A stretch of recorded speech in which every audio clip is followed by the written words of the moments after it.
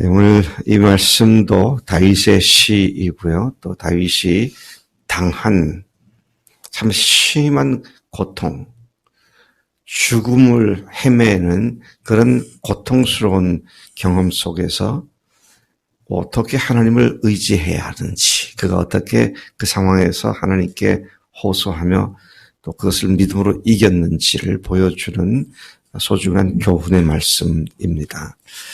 1절과 2절에 보면 다윗은 자신이 당한 고통스러운 문제를 하나님께 새겨달라고, 바로 문제를 하나님께로 갖고 나와서 해결해 주기를 구합니다.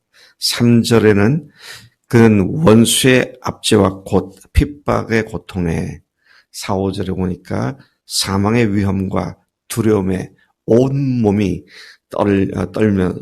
떨면서, 그리고 6절부터 11절까지는 그는 날개가 있다고 한다면 멀리 날아가 숨어버리고 싶고 광야 가운데 가버리고 싶은, 그렇게 피하고 싶은 심정을 이야기합니다. 그런데 그에게 그렇게 고통을 가져다 준 사람이 원수가 아니라, 미워하는 자가 아니라 자기 친구고 동료고 가까이 있는 사람이었다는 것이 그로 하여금 더욱 아프게 만들고 또 그들에게 심한 저주를 퍼붓는 말을 하고 있습니다. 16절에서 19절까지 보니까 다윗은 그런 괴로움과 죽음의 한복판에서 기도와 신앙을 다시 강조하면서 변함없으신 하나님의 구원과 평안을 주셨다는 사실을 강조하고 있습니다. 그리고 마지막 20절에서 23절까지 보면 배신자의 배반에도 불구하고 자신의 믿음을 견고케 하고 또 다른 이에게도 하나님을 신뢰하고 믿으라는 말로 교훈하고 있습니다. 얼마나 고통스러웠으면 그 고통을 가져다 준 사람에 대하여 저주를 퍼붓는데 혀를 잘라버리세요. 이런 기도를 했을까 하는 생각을 해보게 된 것이죠. 친한 친구가 자신을 배신하고 대적하는 일 때문에 다윗은 원통해하며 하나님께 구원을 간구하는 시입니다. 그의 간구는 악인을 멸하시고 의인을 승리케 하시는 공의의 하나님께서 심판을 베푸셔서 자신을 환난 가운데에서 구원해 달라는 기도에 하나님의 응답하심으로 그런 구원을 체험하며 이 시를 작시한 것으로 보입니다. 조금 더 세부적으로 들어가서 세부적으로보다 말씀 그 자체를 다시 읽어보면 1절부터 5절까지 그가 당하는 고통에 대하여 얼마나 그가 두려워했고 그가 얼마나 죽음과 한두 발짝 거리밖에 안 되는 상황에 처했었는지 이렇게 기록하죠. 하나님이여 내 기도에 귀를 기울이시고 내가 간구할 때 숨지 마소서. 내게 굽히사 응답하소서. 내가 근심으로 편하지 못하여 탄식하오니. 그가 근심으로 탄식한다. 그런 말을 하죠. 이는 원수의 소리와 악인의 압제 때문이라. 그들이 죄악을 내게 더하며 노하여 나를 핍박하나이다. 내 마음이 내 속에서 심히 아파서 사망의 위험이 내게 이르렀도다. 두려움과 떨림이 내게 이르고 공포가 나를 덮었도다.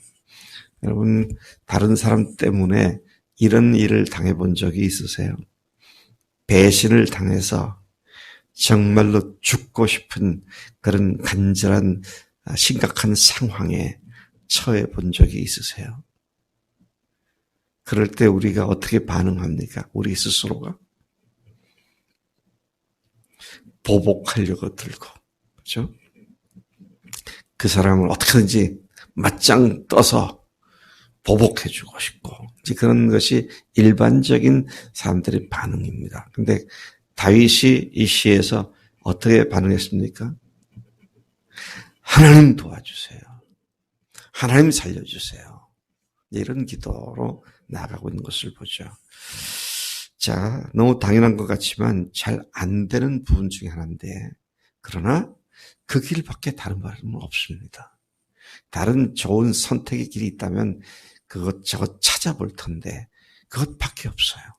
하나님께 우리가 억울한 일을 당했을 때 또 다른 악을 불러와서 악을 악으로 갚는 것은 끝없는 반복밖에는 낫지 않게 되는 것을 봅니다. 6절에서 8절을 보니까 나는 말하기를 만일 내게 비둘기같이 날개가 있다면 날아가서 편히 쉴 것인데, 그렇죠? 내가 멀리 날아가서 광야에 있을 텐데 이 꼴 저 꼴 안 보고 멀리 떠나가서 혼자 있는 게 좋겠는데, 이런 얘기죠. 내가 나의 피난처로 속히 가서 폭풍과 광풍을 피하리라 하였도다. 그래서 내가 그 멀리 가가지고 이 모든 것들로부터 벗어나고 다 잊고 싶고, 이제 그런 도피형 그 중얼거림을 지금 얘기하고 있는 거죠. 이건 간구도 아니고 뭐 기도도 아니고 중얼거림입니다. 내 팔이 이게 날카로운 칼이었으면 이 칼로 다 어떻게 해볼 텐데, 다 중얼거림이죠. 이건 뭐 기도도 아니고요. 속에서 말 같지 않은 소리가 내 속에서 계속 올라나오는 것을 봅니다. 자, 다윗이 그런 상황에 처해 있었다.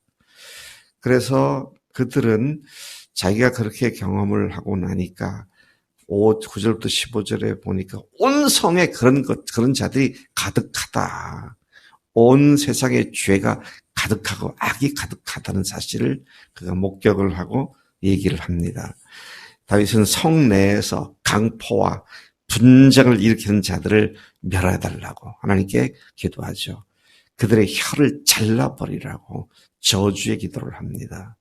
그들은 밤낮을 가리지 않고 성벽 위를 돌아다니면서 성중에 죄악과 재난을 불러 일으키는 자들이며, 또 11절에 그들이 그 성중에 악독과 압박과 속임수가 끊이지 않게 함을 보았다. 그렇게 얘기를 합니다. 여러분, 이 세상에 의인은 없나니 하나도 없도다. 다 치우쳐 한 가지로 무익하게 되고 의를 행하는 자가, 선을 행하는 자가 없느니 하나도 없도다. 이 세상에 선한 것이 있느냐? 없어요. 그래서 어떤 한 사람이 예수님께서 선한 선생님이요. 그러니까 네가 나를 왜 선한 선생님이라 그러느냐? 하나님 밖엔 선하신 분이 없다. 그런 말씀하신 적이 있죠. 세상에 선한 것이 없습니다. 사람들이 보기에는 선해 보이지만 그 선함 뒤에는 고도의 계산된 이기주의가 있고, 자기가 취하려는 술수를 갖고 선한 척을 하는 것이지 결코 선한 것이 아니다. 자, 우리가 이 사실을 분명히 알아야겠습니다. 왜 그렇습니까? 이 세상이 악한 자에게 처해 있기 때문이다. 온 세상이 악한 자에게 처해 있다. 그리고 이 세상을 일컬어서 사도 바울도 뭐라 그럽니까? 공중 권세 잡은 자가 지배하고 있는 세상이다.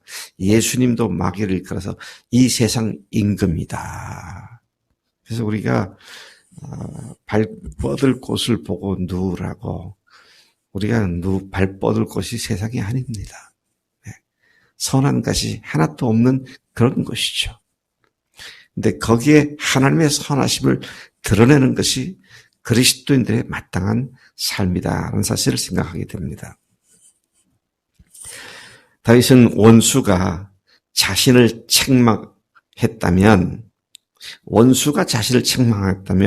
오히려 참을 수 있겠는데, 원수가 그랬으니까 그렇게 넘을 수 있겠는데, 또 자신을 깔보고 자신에게 교만해도 참았겠는데, 그것들을 피하겠는데, 그렇게 못 헛된 짓을 한 자가 곧 너다. 너 누구냐? 내 동료 아니냐? 내 친구 아니냐? 야, 가장 가까운 친구로서 한때는 함께 재미있게 의논도 하고 함께 무리지어 어울리기도 하고 하나님의 집에도 같이 다녔던 자들 바로 너가 아니냐. 이런 뼈아픈 이야기를 하고 있는 것이죠. 야, 참 기가 막힙니다. 요즘 말로 하면 너 나랑 같이 교회 다녔고 너 나랑 같이 예수 믿었고 너 나랑 같이 어떻게 하면 하나님의 의를 드러낼까 같이 얘기하지 않았었느냐. 근데 네가 나를 이렇게 하느냐. 이런 얘기가 되죠. 우리 그리스도인들 부활하신 예수님을 주인으로 모신 자들은 이런 삶을 살 수 없는 줄로 믿습니다. 주님이 그렇게 하지 말라 하시니까. 근데 그 주님을 주인으로 바꾸지 않은 상태에 교회 생활하는 사람들 중에는 이럴 수도 있는 거예요. 그래서 저는 요즘도 계속 끊임없이 듣는 얘기가 어떤 장로가 이래가지고 내가 이렇게 고통을 당했고 그러면서 믿는 자들이 이럴 수 있느냐. 근데 그 장로가 어떤 사람인지 예수를 정말 믿었는지 그런 것들이 항상 문제가 되잖아요. 그래서 여러분 우리가 주님 앞에서 주변에 있는 사람들에게 정말 예수님 바로 믿도록 도와주지 않으면 지금 같은 교회에서 믿음 생활을 하지만 그들이 나를 찌르는 칼이 되고 창이 될 수 있다. 정말 그 안에 부활하신 주님이 계신 것이 늘 서로 확인되어져서 목숨을 주어도 아깝지가 않고 이런 관계성 속에 그리스도인들의 믿음의 관계가 있어야 한다는 것을 보게 됩니다. 16절부터 21절까지 다윗은 이러한 상황에서 하나님께 부르짖겠고 여호와께서는 구원하실 것을 확신한다고 그렇게 고백을 합니다. 그는 하루 종일 자신이 근심하여 탄식하는 하나님께서 반드시 들으심을 믿고 있었습니다. 자신의 탄식을 하나님께 듣고 계신다. 그렇게 믿고 있었고요. 그리고 그 결과 하나님께서 자신에게 싸우자고 덤벼드는 수많은 대적자들, 근데 그 대적자들이 어떤 자들입니까? 결코 변치 않는, 그리고 하나님을 경외하지도 않고 화해한 자들의 뒤통수를 치고 약속한 바를 손바닥 뒤집듯 배반하며 매끄러운 거짓말로 자신들의 속마음을 감추는 자들을 하나님은 낮추시고 자신을 그들로부터 구원하고 평안하게 하셨다고 그렇게 선언하고 있는 것을 봅니다. 주님은 반드시 우리로 이런 하나님의 일하심을 보게 하시는 하나님의 줄로 믿습니다. 그분의 성품과 본질은 의로우시기 때문이죠. 그래서 하나님의 보좌가 무슨 보좌냐? 의로운 보좌다. 그러니까 보좌는 앉는 곳이잖아요. 하나님의 공의 위에 항상 앉아 계신다. 그런 말씀을 하고 있는 것이죠. 22절, 23절 마지막 두 구절을 보면 다윗은 자신이 겪은 경험들을 통해 배운 바를 결론적으로 사람들에게 권면하고 교훈을 주고 있습니다. 뭐라고 말합니까? 내 짐을 여호와께 맡기라. 짐이 이 본장에서 뭡니까? 이루 말할 수 없는 날개가 있으면 피하고 도망가고 싶은 그 어려운 문제죠. 그 짐을 여호와께 맡기라. 그가 너를 붙드시고 의인의 요동함을 영원히 허락지 아니하시리로다. 하나님께서 오늘 이 아침에도 말씀하십니다.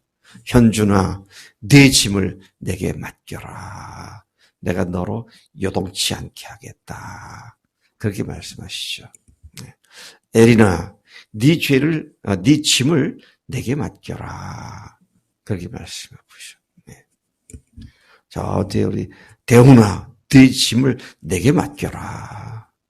우리의 짐을 주님께 맡기고 그분이 우리를 평안 가운데 인도하시고 모든 어려움을 물리쳐 주시는 놀라운 하나님이심을 우리가 경험하게 될 수 있는 절호의 찬스가 바로 우리 가운데 있는 짐들이 그런 기회를 그런 은혜를 불러오는 기회가 되는 것이다. 23절 하나님이여 주께서 그들로 파멸의 웅덩이에 빠지게 하시리이다. 피를 흘리게 하며 속이는 자들은 그들의 날에 반도 살지 못할 것이나 나는 주를 의지하리이다. 악한 자들이 어떻게 그들의 죄과로 죽임을 당하고 멸망을 당하든지를 관계없이 나는 주님을 의지하겠습니다. 이런 믿음으로 매일을 승리하며 사시는 우리가 되할 줄로 믿습니다. 한 가지 높아심에 말씀드리는 것은 다윗이 이렇게 기도했구나. 그래, 맞아. 나래가 생각하기를 나한테 이렇게 고통을 주는 암흑의 혀를 잘라주세요. 그렇게 기도하면 안 돼요. 야, 다윗도 그랬으면 나도 이렇게 저주해야겠다. 그렇게 하지 마시고요. 주님 앞에서 우리가 할 수 있는 건 영혼들을 불쌍히 여기고 그들을 사랑하는 거죠. 네, 사람은 누구나 너나 똑같아요. 근데 뭐가 다릅니까? 주님께 인도함을 받느냐, 마귀한테 인도함을 받느냐. 이 차이뿐입니다. 그러니까 괴로움을 주는 사람 불쌍히 여기고요. 하나님, 저가 악한 영에게 저렇게 조종당하는 불쌍한 삶을 사는 삽니다. 주님께서 역사해 주세요. 우리는 그렇게 나쁜 사람들로 보이는 사람들을 위해서 기도해야 할 것이다. 오늘 다윗의 이 권고가 우리의 고백이 되기를 간절히 축복합니다. 하나님 아버지 감사합니다. 이 아침 자신의 가장 가까운 친구, 동료, 소시적부터 함께 있었던 그들로부터 배신을 당하는 큰 아픔과 고통, 오죽하면 날개가 있다면 홀홀 날아가 다 피하고 싶다고 그렇게까지 말을 했을까를 생각해 봅니다. 주님 밖에 선한 것이 없음을 봅니다. 하나님, 우리가 모든 상황에 주님께로 피하고 주님을 의지할 수밖에 없는데 주님 감사합니다. 내 짐을 여호와께 맡기라고 하셨사오니 우리의 크고 작은 삶의 문제들을 오로지 주님께만 맡기고 주님께만 피하겠습니다. 감사합니다. 이 모든 말씀을 예수님의 이름으로 기도로 삼나이다. 아멘. 아멘.